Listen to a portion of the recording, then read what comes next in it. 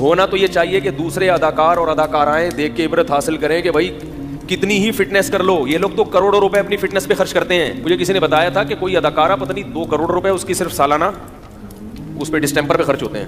2 کروڑ یا پتہ نہیں 1 کروڑ ڈسٹمپر پہ, میک اپ پہ, یعنی کہ بھائی دیکھنے میں کیا نظر آئے, اٹریکٹیو. تو جب تک وہ اٹریکشن ہوتی ہے دنیا سلوٹ کرتی ہے, ان کے گانے سنتی ہے, دنیا کہتی ہے واہ واہ واہ. کہیں گزر جائیں تو جھک جھک کے لوگ کوشش کرتے ہیں ان سے سلام کریں, آٹوگراف لیں, ان کے ساتھ اپنی سیلفیاں بنائیں. اب بناؤ نا اس راکھ کے ساتھ اپنی سیلفی ہے بھائی. اب اس سے وہ مر گئی تو بغلگیر ہو نا اس سے. جو جنازہ جب پڑا ہوا ہے تو بولو نا کہ میں اس کی فلمیں بڑے شوق سے دیکھتا تھا, میں بھی اس کے ساتھ ہی لیٹوں گا, مجھے بھی قبر میں اس کے ساتھ لے کے جاؤ. غیر مسلموں کے ہاں تو میت کا عجیب ہی حال ہوتا ہے. ان کے تو بہت خطرناک, جب جلانے کا منظر میں نے یوٹیوب پہ دیکھا, بعض مردے جو ہندو لوگ جلاتے ہیں تو اتنا وحشتناک منظر. اس پہ نیچے کسی کے کمنٹس تھے, الحمدللہ علی نعمت الاسلام, تمام تعریفیں اس اللہ کے لیے جس نے ہمیں مسلم بنایا. اپنے باپ اپنی ماں کے ساتھ ایسا وحشیانہ عمل کرنا, اس کو اپنے سامنے جلا دینا. تو عبرت ہونی چاہیے, مگر عبرت کے اس موقع پر عبرت بولو بھائی نہیں ہوتی, اور بغاوت پھیلتی ہے. لوگ ان کی تعریفوں میں زمین آسمان کے قلابے ملاتے ہیں. اسی وجہ سے یاد رکھو, اسلام میں کسی غیر مسلم کے لیے مرنے کے بعد دعا کرنے کی اجازت بولو بھائی نہیں ہے. دنیا میں اس کے لیے دعا کر سکتے ہو, زندگی میں مر گیا تو دعا کی اجازت نہیں ہے. اللہ کہے گا کہ اس نے ساری دنیا کو خوش کیا مگر مجھے خوش نہیں کیا. اب یہ میرے پاس آیا ہے تو اس کو سب سے بڑی سزا یہ کہ اس کے لیے دعا کی اجازت نہیں ہے. یہ باغی ہیں اللہ کے. جب تک غیر مسلم زندہ ہے امکان ہے کہ توبہ کر لے گا, اس لیے آپ اس کو برا بھلا مت کہیں. مر گیا اب نہیں, بغیر توبہ کے چلا گیا تو اللہ نے کسی کو 40 سال مہلت دی, کسی کو 50 سال, کسی کو 60 سال.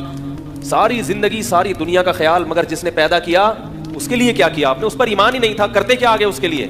عبرت کی بات ہے, اللہ عبرت کا نشان بنا دیتے ہیں. مگر افسوس موت کا یقین ہم سب کو ہے کہ مرنا ہے.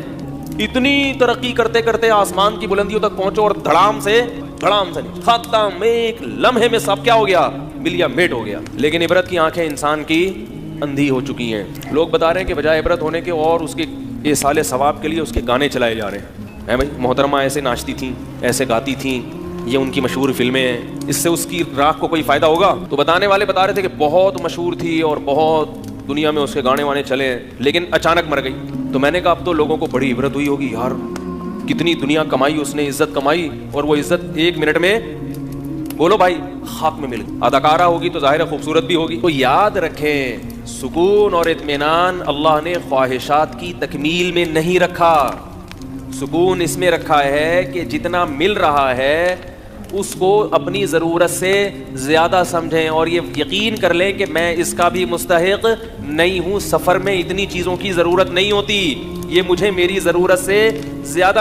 شعیب علیہ السلام نے کیا کہا, یا قومی لا یجرمنکم شقاقی ان یصیبکم مثل ما اصاب قوم نوح او قوم ہود او قوم صالح. اے میری قوم, تو اچھا اس قوم کو بھی واقعات معلوم تھے, اس آیت سے پتہ چلتا ہے.